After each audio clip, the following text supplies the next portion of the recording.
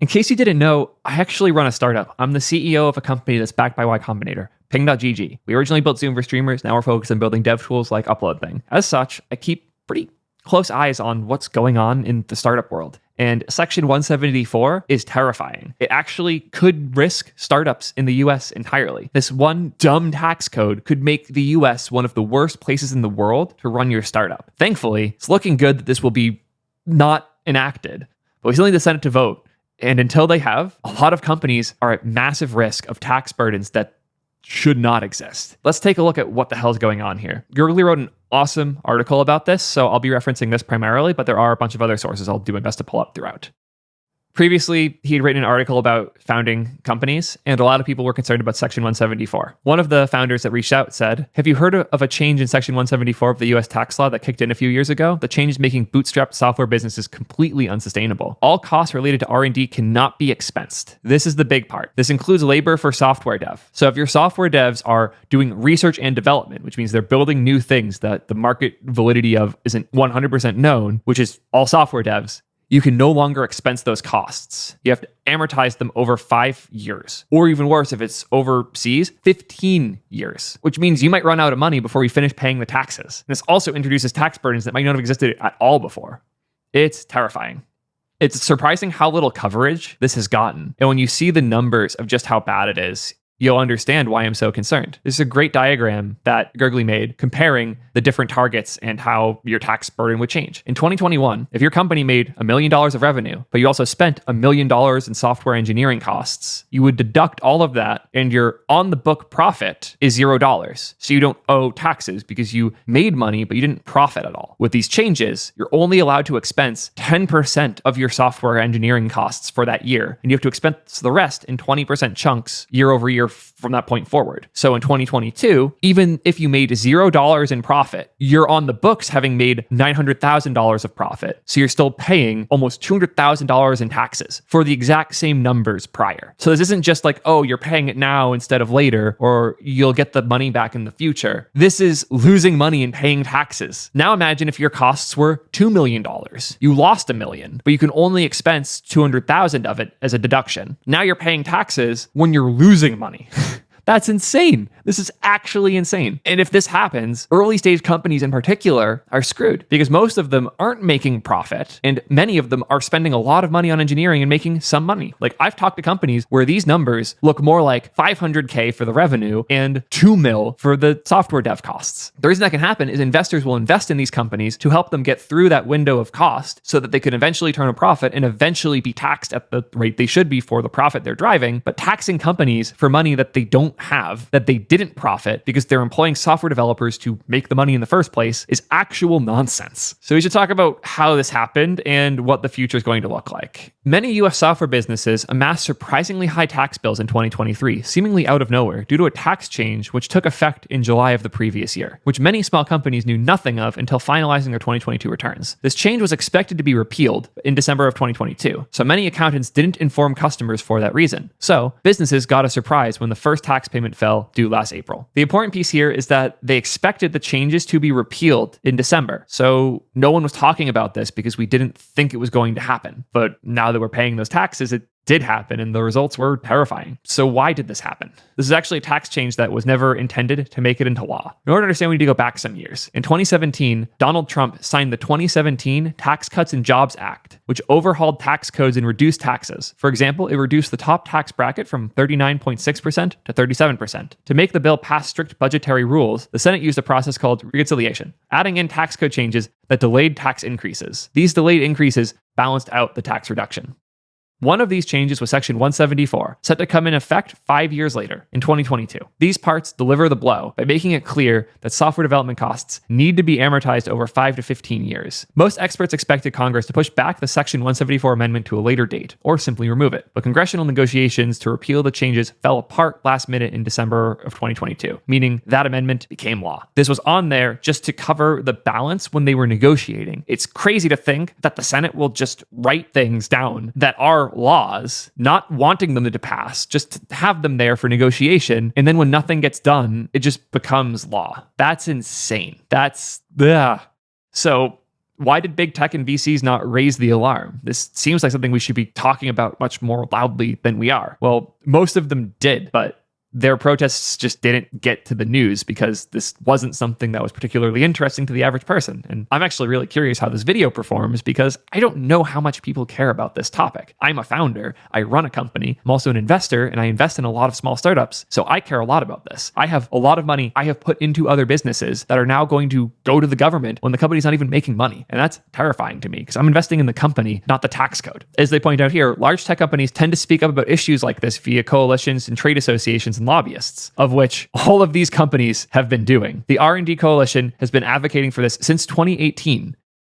Their conclusion is as follows. The Section 174 changes are a dramatic shift in the tax treatment of business investments in research and innovation, and it will leave the United States with a system unlike any other in the industrialized world. By diminishing the near-term value of research and development expenditures, the Tax Cut and Jobs Act will reduce incentives for companies to invest in the development of new products, ultimately hurting consumers and businesses alike.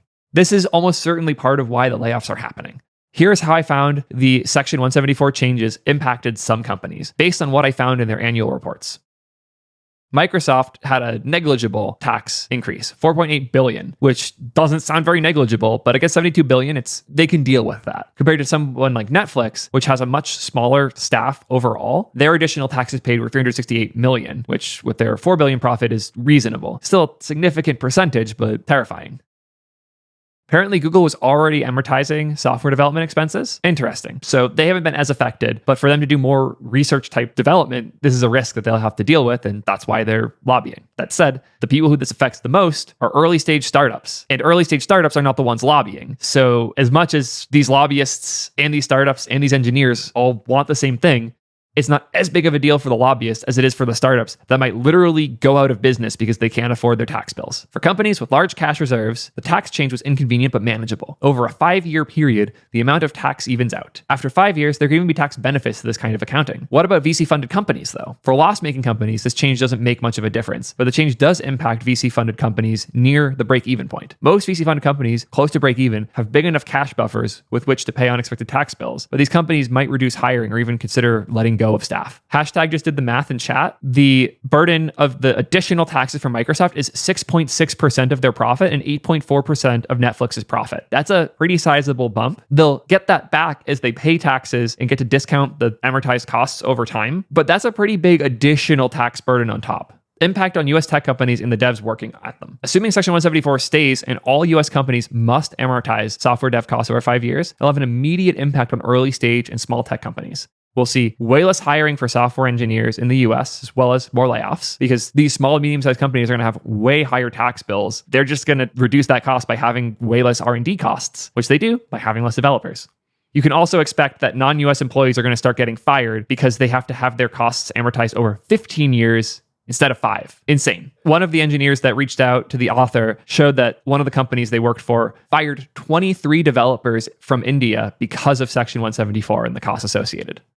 One good side, and honestly, this kind of benefits us at Paying an Upload thing, is that vendors of like software as a service things, those costs can still be expensed traditionally. So if instead of paying a designer to design your site or a developer to build you a thing, you pay for a subscription to an AI service that does it, that subscription, that purchase you made there, that's a traditional business expense. Vendor costs aren't categorized as R&D, you're good to go. But if you hire a dev to do the thing instead, your tax burden just increased a ton. Terrifying that this is incentivizing people to not hire, rather expense things to other businesses.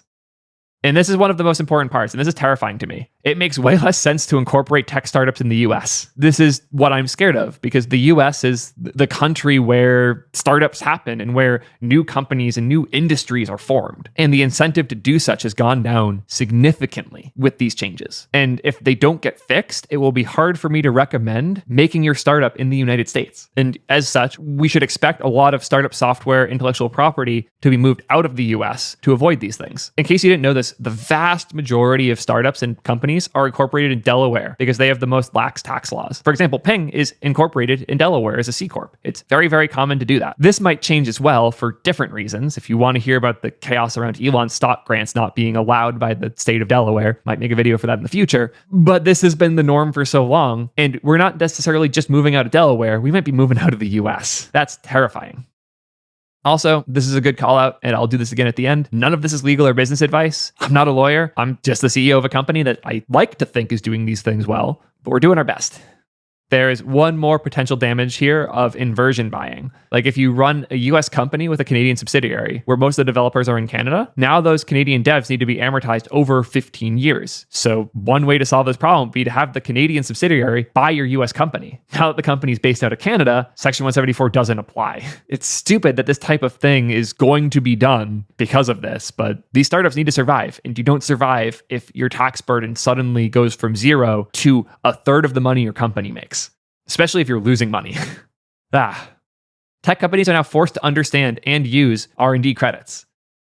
There are thankfully some tax credits you can get for research and development things, but if you don't know that and you don't use it properly, and even if you do all of that, you still now have a huge additional cost you're going to have to pay as tax. Gusto has a calculator for calculating this, but you should talk to your lawyers if you're doing this, or at the very least, like a tax team. Quick plug, I use Fondo. They don't pay me, but they've been really nice to work with. They're a startup that manages things for startups. Oh, look, that's me. Yeah, I've been very happy with Fondo overall. Highly recommend it. They are your annoying person in your DMs, making sure your taxes are filed correctly. As a business, not for individuals, for businesses. Innovation across all US software companies will take a massive hit if Section 174 stays. This is bad. Building software is like continuously renovating and rebuilding a property. While it's tempting to see why an accountant would want to treat software devs amortized like physical goods, it's simply not the reality of how software products behave or are maintained. Before Section 174, companies could choose how they categorize software devs and could opt into deducting costs. This is what stable and highly profitable businesses like Google have done. For software products in production and making money, it deducted the developer costs over 5 years. For pre-launch products, Google simply expensed those developers. This is the sensible way to run a software business. I agree. But if you were wondering why Google let go a ton of devs in Switzerland, it makes sense. Previously, Switzerland had very powerful research and development incentives because they would allow you to expense 135% of R&D related salaries. But now 174 cancels that out immediately. Switzerland's rules are actually really nice. They're the opposite of what 174 does, where it's incentivizing companies to do more research and development, where the US code charges you for doing it.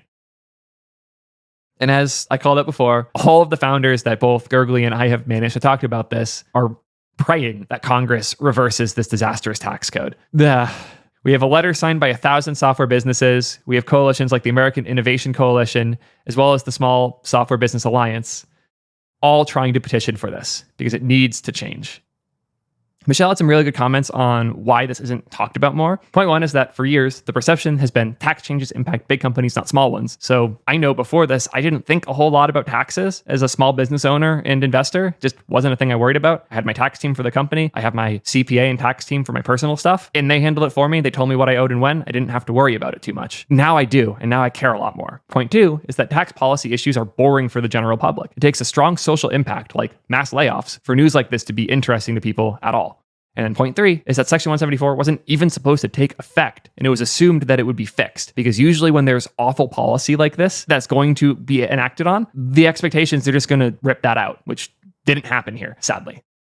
And Michelle said that there is reason for hope, and we'll go into this because there are actually some developments here, which is why I'm talking about it in the first place. There's a new bipartisan tax bill that just got through the House with a massive majority, the Smith-Wyden bipartisan tax bill, which revives the business tax benefits like research and development, as well as tax credit for children. This just passed the House. So as long as this goes through the Senate, which if they do their job, it will, we should finally be good, and we'll only have 2 years of getting screwed by this awful policy. But if this doesn't pass, if the Senate plays some stupid fucking games, this might actually kill startups in the United States, which is a crazy, crazy thing to think. But it's very important that this bill passes. As per usual, all of these things have become politics. The Senate hasn't even voted on the bill we were just talking about because they're too busy trying to figure out if they have money to do their jobs in the first place. If they just pass that bill, it has a budget, they're done. But instead of doing that, they're running in circles around these temporary, like partial shutdowns and amendments to stopgap their way to not dying.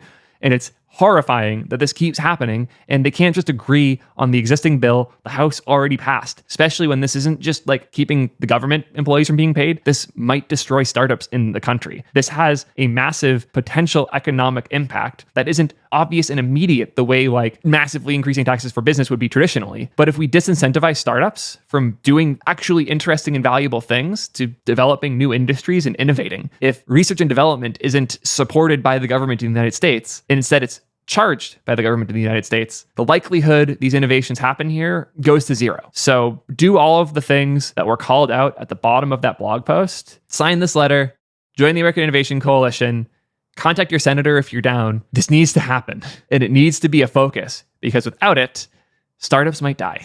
Let me know if you like the startup type content. I don't do enough of this anymore. And yeah, talk about it more if you guys want to hear it. Thank you guys as always. See you in the next one. Peace, nerds.